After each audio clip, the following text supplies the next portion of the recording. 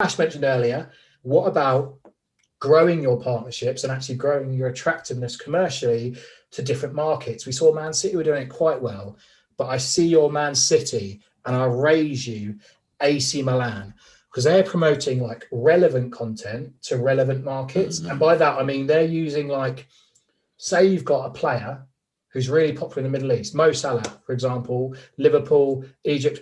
Liverpool should be targeting Egyptian fans and fans across of North Africa with content with Mo Salah in. Yes, they're using it organically to try and do that and using it in partnerships, but you want to be actively growing the fan base. And so an example here that AC Milan have done, the smaller scale, is they're using the new signing Fico Tomori to get more Instagram followers from the UK. But one example they're doing a lot better is they've got Theo Hernandez, Zlatan Ibrahimovic to a French audience. Yeah. And the king of this one, which I think is great because he's a decent player for them, is, and I'll try and pronounce this right, Hakan Çalhanoğlu, but they know Turkey's a really key market in terms of fan base, and a lot of very engaged football fans are on social media. So they've got a bunch of different content with Hakan Çalhanoğlu and basically promoting that in Turkish to a Turkish audience. They've also got ads going in Arabic to an Arabic audience. And PSG were ones that when we looked at last year, when we did a proposal for a sports club, was they were using different players. They were using their Brazilian players to market to a Brazilian audience. They were using their Argentinian player, like I think it was Icardi at the time, to promote to an Argentinian audience. And if they're growing their Instagram and social media followers and sign-ups to their database in all these different markets, then you can go after the top brands in that market and go, look, we've actually got X amount of fans, or we're the most followed team on Instagram in your market. Because even if you're a League One club watching this right now, you probably don't purely have a whole English playing squad. And one of your players is going to be quite key in a certain market. And you can go out there and advertise specifically to that market with that player. And I remember dreaming up campaigns for Charlton a while ago. And if you've got your commercial team or your sales team and they're targeting Middle Eastern brands or Southeast Asian brands, and they're getting right deep into all the industries and going, well, actually, we talked about this new tech or transportation company in Japan, and we've got some calls with them. Like, it would make their job so much easier if before you even entertained it is you went, right, we're going to invest some money into growing the popularity in those markets where we can see that there's some brands growing, and then you make it a no-brainer. Like, imagine in terms of what our job used to be if you went with Newcastle or Spurs and you just went, look, you know you're one of the fastest growing brands in Indonesia or Thailand. We're the most popular Premier League club in Indonesia or Thailand. Yeah. Beaten by Man United. Realistically, that's what's going to happen. Exactly right. If you're not in the Premier League, I imagine this would be so much easier to do because Premier League, they're playing catch up to Man United and then Liverpool and City. But even if you're watching this and you're in the Vitality, I don't even know if it's still Vitality, Women's Netball League in the UK, and you concentrate some advertising in certain markets and then you go and find out, what's some interesting brands in these markets, you've got something to talk about and you've got something to differentiate you from other brands, and you've got a reason as to why they should partner up with you, not just because our club got formed in 1923 and a lot of people watch on TV, we think. AC Milan as well. We talked about Man City guiding to the Citizens app. AC Milan also have their own app, and again, they've got a bunch of video content by a bunch of different players in the squad speaking words in Italian, which I think mean come watch highlights, exclusive content, etc. on our app. And they're doing, you can see here, this is an Instagram story placement. So that's going to appear on Instagram stories. Yep. They've got a bunch of different highlights. Again, speaking to native speakers in the native languages. I think that's German there. You've got Arabic, something else.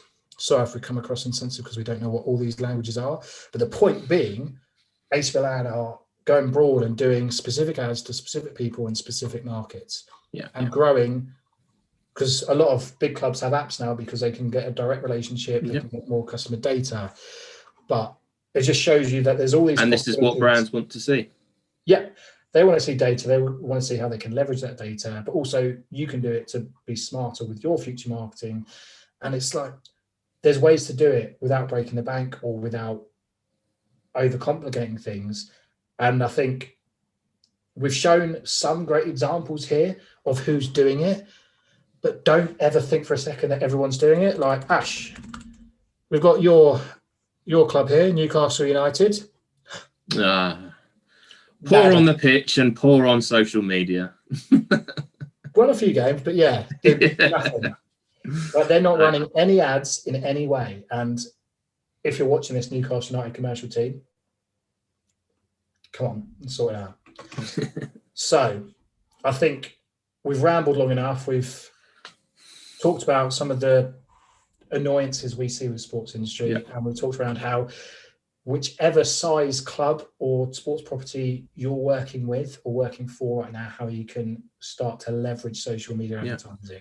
And my advice is to the football clubs, just try it. You've got plenty of content to try stuff. Just start an ad and see what happens. You think, okay, that makes sense. We should be doing this more often. Like, if you and trust me, 100%, you'll be wanting to do it. Like, if you think about the amount of quite boring companies that sell not that exciting products that manage to make it work with social media advertising and get an amazing return on investment, you've actually got something interesting that people already care and give a shit about. So I think in terms of summary of what we'd recommend a sports club or a sports rights owner to do in 2021 to boost their revenue with social media ads, I think number one, the first step would be, with the club shop merchandise that you can sell, create some simple ads and then concentrate on, once you've got them going in some sort of return investment, make them better with video content from the players. Like Norwich were doing and like AC Milan were doing. It's just slightly leveraging it up from that basic, here is a mug with our logo on, buy that shit. You can just keep incrementally getting better. Second point, which one, it can grow the revenue in terms of that match day, but then long term, you're thinking, how do we make it more commercially attractive to build our fan base? Is promote your content to local and global audiences and be savvy about what you're showing to who, and think, what's the long term of us building a fan base in Sub-Saharan Africa, in Central and South America, in Southeast Asia?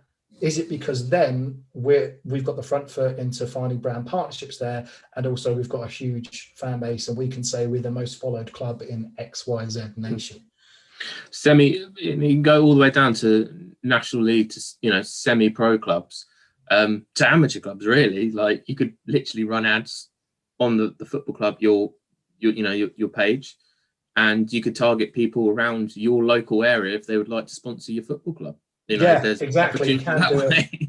You can do it B2B, and even if it's like you're struggling, we need some players, mate. We need a keeper. Right? Imagine if we did that for our old Sunday League teams. Like, we've got 8 players sign up for tomorrow who are around West London, can play in goal or can control a ball. Yeah. Another point, and I think this one is perhaps a bigger step, is start involving your partners, and in next season's sponsorship packages and the rights you're selling, is make it front and center of the activations you're doing. And that way you'll be able to deliver actual ROI to your partners, rather than bending over backwards trying to prove media value is worth something. Okay. The quicker you can move on to this, the more attractive and the more partners you can not only sign, but retain and keep for the longer term and start to build something with.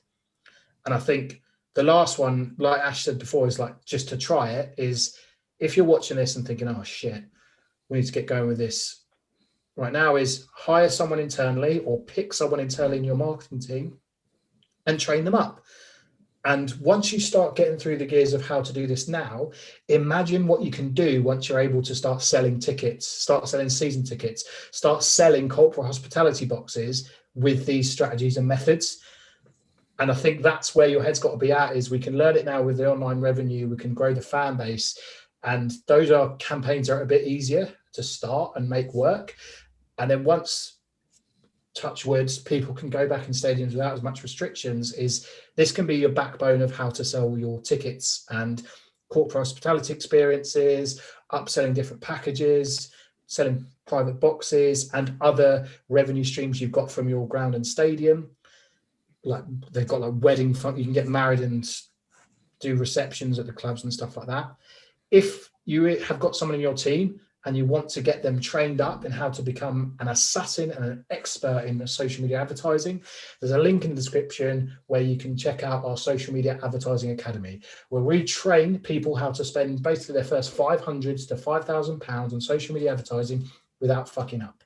And we can guide and coach and take them step by step through that journey to make your ad campaigns as best as possible.